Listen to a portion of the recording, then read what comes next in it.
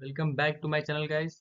आप सभी का स्वागत है आपके चैनल स्टडी विद शिवम पे। तो आज हमारा टॉपिक है सोर्सेस ऑफ इंडियन कॉन्स्टिट्यूशन, मतलब हमारे संविधान में क्या क्या सोर्स मतलब बाहर से लिया गया है उसके बारे में आज हम जानेंगे। बहुत इंपॉर्टेंट टॉपिक है। तो सबसे पहले हम जान लेते हैं जो गवर्नमेंट ऑफ इंडियन एक्ट 1935, जब ब्रिटिश इंडिया था, जब ब्रिटिश का रूल चलता था इंडिया में, उस टाइम जो गवर्नमेंट ऑफ इंडियन एक्ट आया था 1935 का, उससे क्या क्या लिया गया है हमारे कॉन्स्टिट्यूशन में। सबसे पहले हमारे लिए गया फेडरल स्कीम। अच्छा, दो दो बार फेडरल लिखा गया है, उसको इग्नोर करें। ठीक है, फेडरल स्कीम। फेडरल स्कीम क्या है? इसमें पावर को डिवाइड किया गया है तीन हिस्सा में। सबसे पहले यूनियन, स्टेट और कंकरेंट लिस्ट में। ठीक है, यूनियन में 98 सब्जेक्ट है, कंकरेंट में 52 सब्जेक्ट है, स्टार्टिंग इसमें 47 ही था, और स्टेट में 59 सब्जेक्ट है, और स्टार्टिंग में इसमें 66 था। ओके, फेडरल स्कीम में क्या किया गया? पावर को डिवाइड किया गया तीन हिस्सा में, यूनियन, स्टेट एंड कंकरेंट में। ओके, दूसरा लिया गया ऑफिस ऑफ गवर्नर, गवर्नमेंट का ऑफिस और शासनकाल के बारे में। तीसरा जुडिशरी के बारे में। चौथा इमरजेंसी प्रोविजन, मतलब state emergency, national emergency and financial emergency जो लगता है उसके बारे में। उसके बाद एडमिनिस्ट्रेशन, एडमिनिस्ट्रेटिव डिटेल, मतलब किस तरह से शासन करना है उसके बारे में। And the last one public service commission, मतलब यूपीएससी और बहुत सारे पब्लिक सर्विस कमीशन है, पीसीएस है, ये सब के बारे में लिया गया है। ओके, तो गवर्नमेंट ऑफ इंडियन एक्ट 1935 से ये छह चीज लिया गया है, बहुत इंपॉर्टेंट है। उसके बाद हम जानेंगे ब्रिटिश के संविधान से क्या क्या लिया गया है। ओके, सबसे पहला पार्लियामेंट्री गवर्नमेंट। पार्लियामेंट्री गवर्नमेंट जैसे कि लोकसभा राज्यसभा होता है पार्लियामेंट में, वो लिया गया है। ओके, उसके बाद रूल ऑफ लॉ, मतलब इसमें बताया गया कि हमारा लॉ सबसे ऊपर है, हर चीज से ऊपर हमारा लॉ है। ठीक है, तो वो बताया गया है रूल ऑफ लॉ में। Okay, the next one is legislative procedure, मतलब लेजिस्लेटिव के बारे में लिया गया है ब्रिटिश से। सिंगल सिटीजनशिप लिया गया है, मतलब एक नागरिकता लिया गया, मतलब एक ही नागरिकता होने का किसी का भी। ठीक है, उसके बाद कैबिनेट सिस्टम लिया गया है। फिर राइट्स लिया गया। ये राइट्स बहुत इंपॉर्टेंट है, जिस सुप्रीम कोर्ट और हाई कोर्ट जारी करता है। सुप्रीम कोर्ट आर्टिकल 32 के तहत जारी जारी करता है, और हाई कोर्ट करता है आर्टिकल 226 के तहत। रिट्स होते हैं, 5 रिट्स होते हैं, जैसे कि हैबियस कॉर्पस होता है, और क्यू वारंटो होता है, और साथ ही साथ मैंडमस होता है, प्रोहिबिशन होता है, और सेटियोरी होता है। ये 5 तरह के रिट्स जारी करता है सुप्रीम कोर्ट। ठीक है, तो ये भी बहुत इंपॉर्टेंट है, रिट्स के बारे में जान लीजिए कि 5 रिट्स होता है, कौन कौन सा हो गया? Habeas corpus, mandamus, prohibition, certiorari, quo warranto. Okay, उसके बाद पार्लियामेंट्री प्रिविलेजेस लिया गया है, और बाइकैमेलिज्म लिया गया है ब्रिटिश कॉन्स्टिट्यूशन से। तो ये बहुत इंपॉर्टेंट था, इसको याद रखिएगा। चलते हैं नेक्स्ट स्लाइड पे। ओके, अब हम बात करेंगे यूएसए के संविधान से क्या क्या लिया गया है। तो सबसे पहला फंडामेंटल राइट्स को लिया गया है, मोस्ट इंपॉर्टेंट। उसके बाद जुडिशरी रिव्यू के लिया गया है, मतलब अगर जुडिशियल कोई भी अगर कोर्ट अगर किसी चीज का फैसला दे देता है तो उसको भी रिव्यू हम लोग कर सकते हैं। उसके बाद इम्पीचमेंट ऑफ द प्रेसिडेंट, मतलब अगर प्रेसिडेंट को हटाना है तो उसके बारे में भी हम लोग यूएसए से ही लिए हैं।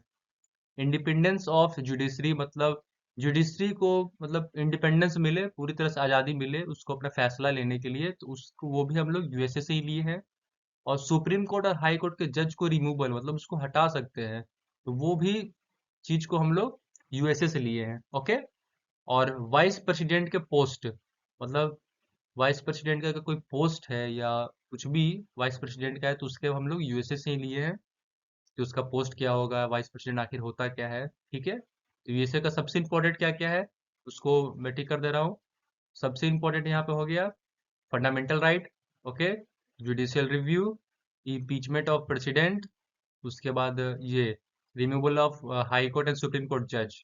ये चारों बहुत इंपॉर्टेंट है, इसको याद रखना है।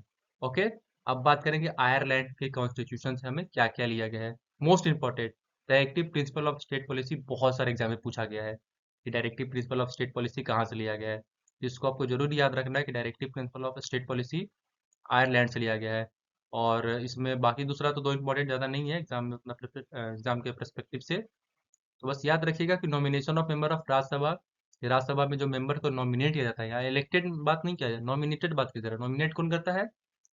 प्रेसिडेंट नॉमिनेट करते हैं उसको। ठीक है, तो उसके बारे में बात किया गया है इसमें, आयरलैंड से लिया गया। ओके, और method of election of president, मतलब प्रेसिडेंट किस तरह से इलेक्ट होंगे उसके बारे में बात किया गया है, आयरलैंड की कॉन्स्टिट्यूशन से लिया गया है। ओके, अब हम बात करते हैं कनाडियन कॉन्स्टिट्यूशन से, मतलब कनाडा का संविधान से आखिर क्या लिया गया है। सबसे पहले स्ट्रॉन्ग सेंटर, मतलब कि केंद्र सरकार को मजबूती मतलब दिया गया है एक तरह से कैनेडियन कॉन्स्टिट्यूशन से। उसके बाद wasting of residual power in the centre, मतलब सेंटर को एक तरह से बहुत ही मजबूत किया गया है। और सेंटर ही गवर्नर को अपॉइंट भी करेगा, ये भी वहीं से लिया गया है, कहाँ से, कैनेडियन से। ओके। और advisory jurisdiction of the supreme court, मतलब सुप्रीम कोर्ट किसी को एडवाइस भी कर सकता है, जैसे कि वो प्रेसिडेंट को एडवाइस करता है, तो उसके बारे में भी हम लोग को लिया गया है कैनेडियन कॉन्स्टिट्यूशन से। Okay. Next one, next slide पे चलते हैं। ओके। अब हम बात करेंगे ऑस्ट्रेलिया से क्या लिया गया, मतलब ऑस्ट्रेलियन कॉन्स्टिट्यूशन से आखिर क्या लिया गया है हमारे संविधान में। ये बहुत इंपॉर्टेंट है, कंकरेंट लिस्ट। अभी मैं आपको बता रहा था स्टार्टिंग में ही कि किस तरह से बांटा हुआ है, इन तीन पावर को डिस्ट्रीब्यूट किया हुआ है, स्टेट, लेजिस्लेचर और कॉन्करेंट में, मतलब सॉरी स्टेट और सेंटर और कॉन्करेंट में बांटा हुआ है। ठीक है, पावर को। और सबका आपको सब्जेक्ट बता चुका हूँ। तो कॉन्करेंट लिस्ट कहाँ से लिया गया है, तो कॉन्करेंट लिस्ट ऑस्ट्रेलिया से लिया गया है, बहुत इंपॉर्टेंट है। ओके। उसके बाद फ्रीडम ऑफ ट्रेड, मतलब आज़ादी से कहीं भी ट्रेड कर सकते हैं, उसके बारे में। और commerce and intercourses and joint sitting of two houses of parliament, ये बहुत इंपॉर्टेंट है, मतलब ज्वाइंट सीटिंग के बारे में, जो शायद आर्टिकल 108 में दिया हुआ है। बहुत इंपॉर्टेंट है कि किस तरह से दो हाउसेस का एक साथ जब ज्वाइंट सीटिंग होता है, तो उसके बारे में भी हम लोग ऑस्ट्रेलियन कॉन्स्टिट्यूशन से लिए हुए हैं। उसके बाद हम बात करेंगे अब यूएसएसआर कॉन्स्टिट्यूशन का, कि किसकी, मतलब यूएसएसआर तो अभी जनरली आप लोग रसिया को जानते होंगे, पहले वो एक संगठन था, तो अब तो टूट गया है, तो अब जनरली रसिया से ही आप जानते हैं। तो वहां से फिर क्या लिया गया है, तो वहां से फंडामेंटल ड्यूटीज को लिया गया है, जो भी टोटल 11 है फंडामेंटल ड्यूटीज। तो वो कहाँ से लिया गया है, तो यूएसएसआर से लिया गया है। और आइडियल्स ऑफ जुडिशरी, मतलब जस्टिस, ठीक है, जैसे सोशल, इकोनॉमिक और पॉलिटिकल, ये तीन वर्ड प्रियम्बल में ऐड किया गया है, मतलब लिया गया है कहाँ से, यूएसएसआर से लिया गया है। तो ये बहुत ही इंपॉर्टेंट है, जिसको मैं टिक कर दे रहा हूँ उसको तो स्पेशली नोट करके रखिएगा। एक ये सोशली, इकोनॉमिकल, पॉलिटिकल चीज जो प्रियम्बल में ऐड किया गया, और फंडामेंटल ड्यूटी, ये बहुत एग्जाम में पूछा जाता है, जिसको ध्यान रखना है। ठीक है। अब हम पढ़ेंगे साउथ अफ्रीका से क्या लिया गया है।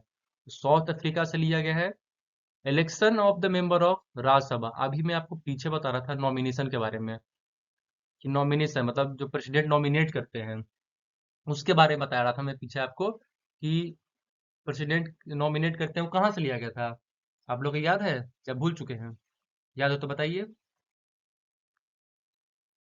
तो इलेक्शन के बारे में तो आयरलैंड से लिया गया है, प्रेसिडेंट का इलेक्शन। और प्रेसिडेंट नॉमिनेट करते हैं राज्यसभा में मेंबर्स को, वो भी आयरलैंड से लिया गया है, मतलब प्रेसिडेंट को अगर इलेक्ट करना है तो वो भी आयरलैंड से लिया गया है। और प्रेसिडेंट जो नॉमिनेट करते हैं राज्यसभा में, वो भी आयरलैंड से लिया गया है। पर अब राज्यसभा में इलेक्शन, अब बात कर रहा है यहाँ पे, वहाँ नॉमिनेशन था कि नॉमिनेट कर रहे थे प्रेसिडेंट, अब यहाँ इलेक्शन का बात है, मतलब इलेक्टेड, तो वो उसके बारे में साउथ अफ्रीका में दिया हुआ है। और जो संविधान में जो छेड़छाड़ होता है, मतलब उसमें बदलाव किया जाता है, वो भी साउथ अफ्रीका से लिया गया था। दोनों बहुत ही इंपॉर्टेंट है, इसको ध्यान रखना है। ओके। नेक्स्ट स्लाइड पे चलते हैं। अब बात करेंगे जर्मनी से क्या लिया गया है। तो जर्मनी से लिया गया कि जब भी इमरजेंसी लगता है, तो उस समय फंडामेंटल राइट्स खत्म कर दिया जाता है। और सारे फंडामेंटल राइट्स खत्म नहीं होते हैं, आपको राइट टू लीव्स ये सब रहते हैं, आर्टिकल 21, तो ठीक है, वो आपका खत्म नहीं हो रहा है। पर मोस्टली फंडामेंटल राइट्स को रद्द कर दिया जाता है, मतलब उस समय सस्पेंड कर दिया जाता है, तो वो चीज हमें जर्मनी से लिया गया है। ओके। ये भी बहुत इंपॉर्टेंट है, एग्जाम में अक्सर पूछ लिया जाता है। ठीक है, तो इसको याद रखना है आप लोग को। उसके बाद हम लोग बात करेंगे फ्रेंच, आखिर फ्रेंच से क्या लिया गया है। तो फ्रेंच से लिबर्टी, इक्वलिटी और फैटर्निटी, ये तीन चीज प्रियम्बल में लिया गया है। ओके, ये भी बहुत इंपॉर्टेंट है, याद रखना है। And the last one, Japan से, आखिर जापान से क्या लिया गया है, तो प्रोसीड्योर इस्टेब्लिश बाई लॉ।